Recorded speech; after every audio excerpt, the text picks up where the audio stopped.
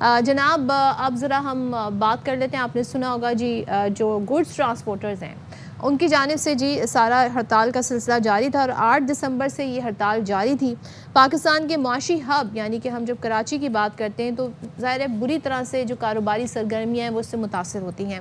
Karachi chamber of commerce and industries के मुताबिक goods transports की हड़ताल से सप्लाई चेन मफलूज हो गई है, सनतें बंद होने के करीब हैं। ना सिर्फ कराची की कारोबारी सरगर्मियाँ बल्कि मुल्क की मईशत को भी नुकसान पहुँचा है और हर गुजरता दिन जो है वो अगर हम हिसाब लगाएं तो अरबों रुपए के नुकसानात का सामना है।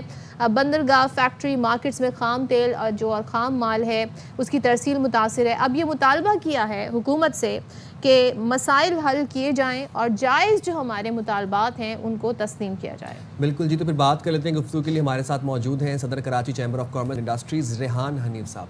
शुक्रिया रेहान हनीफ साहब, आपने बाखबर सवेरा के लिए वक्त निकाला। गुड्स ट्रांसपोर्टर्स की हड़ताल से कराची कारोबारी सरगर्मियाँ और मजमूई तौर पर अगर हम कहें कि मईशत को अरबों का नुकसान हो रहा है हर गुजरते दिन के साथ, कितने नुकसानात का सामना अभी तक करना पड़ा है? और सेकेंडली ये बता लीजिएगा कि मुतालबात क्या हैं?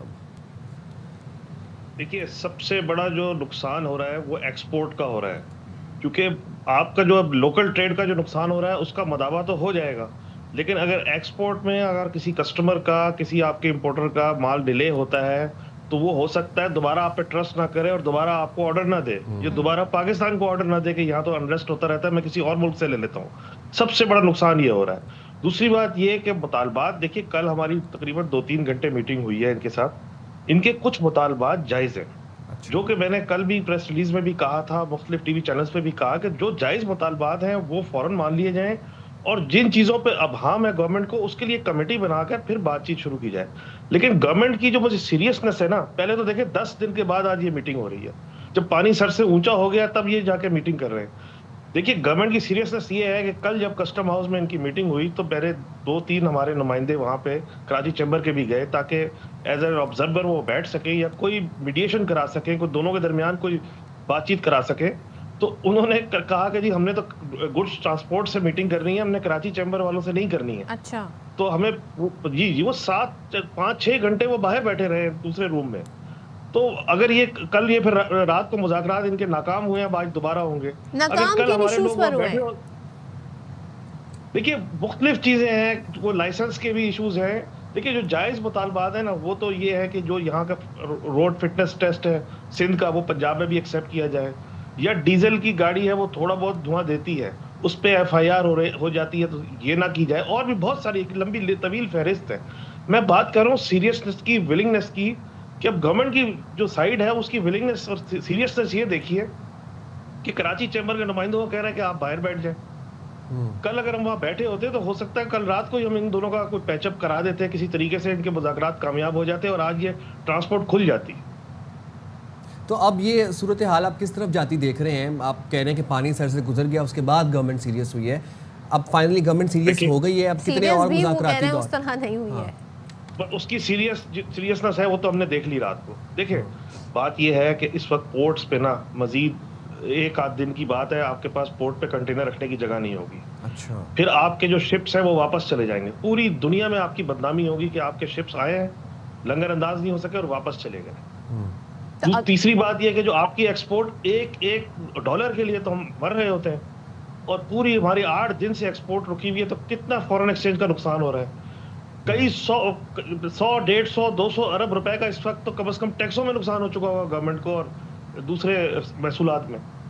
तो ये मैं समझता हूँ कि ये चीज तो पहले दिन मैंने कहा था कि फौरन गवर्नमेंट एंगेज करे इनको, इनसे मुज़ाकरात करे, इनकी जायज बातें तस्लीम करे और जिन चीजों पे डिफरेंस ऑफ ओपिनियन है उस पर हम भी बैठ जाते हैं साथ में। मुझे ये समझ नहीं आया रेहान साहब कि गवर्नमेंट का इशू क्या है। गवर्नमेंट जाहिर है कोई भी हुकूमत ये नहीं चाहेगी कि जी मईशत को नुकसान पहुंचे, अरबों रुपए में नुकसान पहुंचे, और आप कह रहे हैं कि अब गुंजाइश नहीं रहेगी पोर्ट पे इन कंटेनर्स की, ऑलरेडी वहाँ पर गाड़ियाँ खड़ी हैं।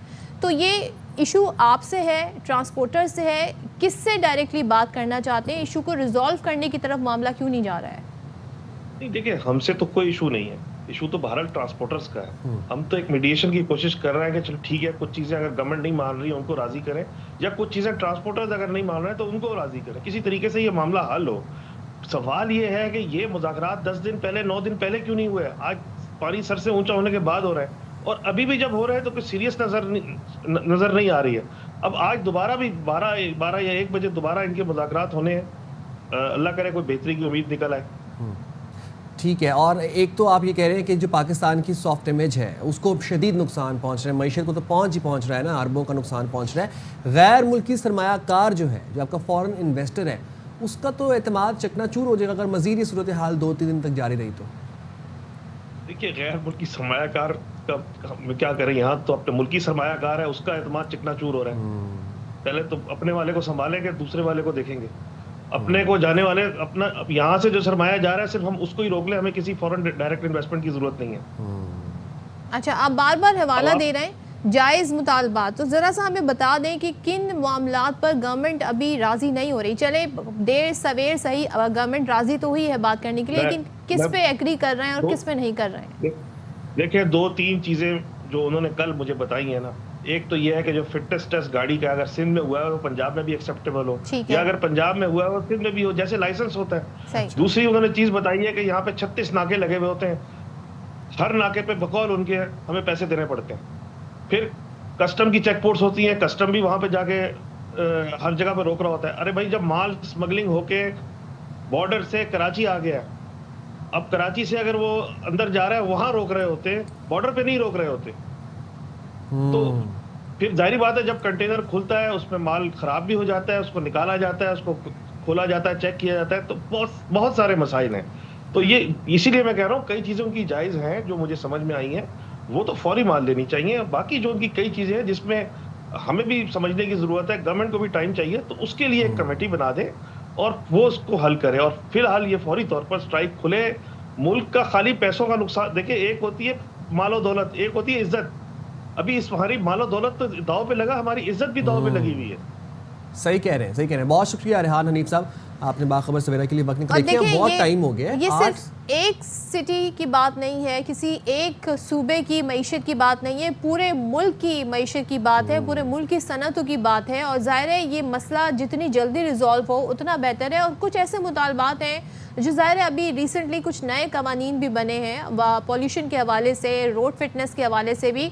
अगर सूबे आपस में कोऑर्डिनेट कर लें और उसके लिए कमेटी बन जाए कि किस तरीके से, ये थोड़ी कि जगह जगह जाके हर शहर में जाके डिफरेंट चालान देना पड़ेगा। अगर एक शहर में वो गाड़ी की फिटनेस मानी जा रही है तो दूसरे शहर में उस पर चालान होगा। तो ये पूरी होलिस्टिक अप्रोच होनी चाहिए, नहीं तो आपकी मईशत को नुकसान हो रहा है। और at the end of the day ये जो आपका कंज्यूमर है सबसे ज़्यादा बर्डन पर इस पर आ जाता है। चीज़ें महंगी हो जाती हैं, चीज़ों की जब मार्केट में सप्लाई नहीं होती तो वो डिमांड एंड सप्लाई के कॉन्सेप्ट आता है और फिर वो चीज़ें अचानक से महंगी भी होना शुरू हो जाती हैं।